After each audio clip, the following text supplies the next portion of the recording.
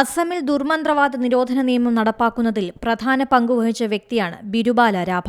സമൂഹത്തിൽ നിലനിൽക്കുന്ന അന്ധവിശ്വാസങ്ങൾക്കും സാമൂഹിക തിന്മകൾക്കുമെതിരെ പോരാടാൻ 2012 മിഷൻ ബിരുബാല എന്ന സന്നദ്ധ സംഘടനയ്ക്ക് രൂപം നൽകി. 1985 മാനസിക അസ്വാസ്ഥ്യമുള്ള മൂത്ത മകൻ ധർമ്മേശ്വറിന് ടൈഫോയിഡ് പിടിപെടുകയും ഒരു മന്ത്രവാദിയുടെ അടുത്ത ചികിത്സയ്ക്ക് കൊണ്ടുപോവുകയും ചെയ്തു. ഇതാണ് ബിരുബാലയുടെ ജീവിതത്തിൽ വഴിത്തിരിവാകുന്നത്. മകനുടൻ മരിക്കുമെന്നാണ് അയാൾ പറഞ്ഞത്.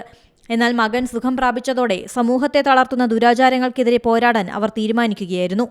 അങ്ങനെയാണ് ഇതിനെതിരെ നിയമം കൊണ്ടുവരണമെന്ന ആവശ്യവുമായി മിഷൻ ബിരുബാല എന്ന സംഘടനയ്ക്ക് തുടക്കമാകുന്നത്. 2021 രാജ്യം പത്മശ്രീ നൽകി ആദരിച്ചു. 2005 സ്വിറ്റ്സർലൻഡിലെ ദ സ്വീസ് പീസ് എന്ന സംഘടന സമാധാനത്തിനുള്ള നൊബേൽ സമ്മാനത്തിന് ബിരുബാലയെ നാമനിർദ്ദേശം ചെയ്തിരുന്നു. അസമിലെ ഗോൾപാറ ജില്ലയിൽ മേഘാലയ അതിർത്തിക്കടുത്തുള്ള താഗൂർവിള ഗ്രാമത്തിൽ 1954 രാഭ ജനിച്ചത്. National desk C Malayalam news. പുതിയ വാർത്തകളും വിശേഷങ്ങളും ഇനി വിരൽ തുമ്പിൽ. എല്ലാ ഡിജിറ്റൽ പ്ലാറ്റ്ഫോമുകളിലും ഇപ്പോൾ സി മലയാളം ന്യൂസ് ലഭ്യം.